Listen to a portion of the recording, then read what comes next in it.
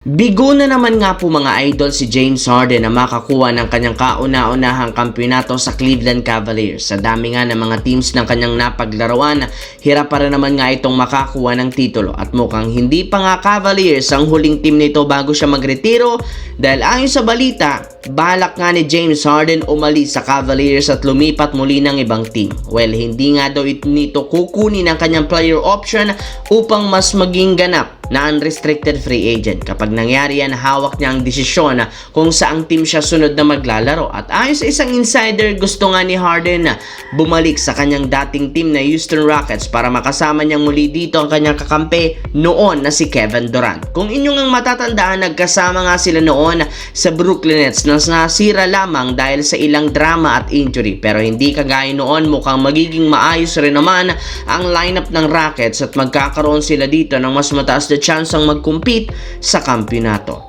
Samantala, kinumpirma nga ng isang insider na gagawa ang front office ng Los Angeles Lakers ng paraan para mapalakas muli ang kanilang lineup ngayong off-season at para makabalik sila sa pagiging isang legit na championship contender. In fact, inaasahan na magiging agresibo sa pagkuha ng mga bagong players sa free agency. Hindi rin naman sinasarado ng team ang posibilidad na gumawa ng isang malakihang trade. Pero bago pa maging aktibo ang Lakers sa off-season, inumpisahan muna nga nila ito sa pagbabago sa business side ng team. Ayon sa inilabas na balita, more than a dozen na empleyado ang tinanggal ng Lakers bilang parte ng pagre-reorganize ng bagong team owner ng prangkisa.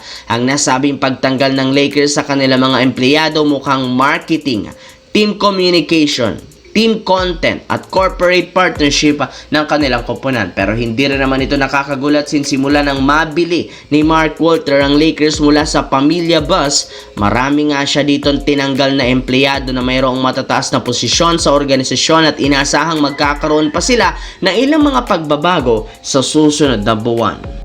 Sa kabilang banda, kahit man na ipanalo ng San Antonio Spurs ang Game 6 kahapon laban sa OKC Thunder, sila pa rin naman ang itinuturing na dehado sa Game 7 sa susunod na araw since hawak nga dito ng defending champ ang home court advantage.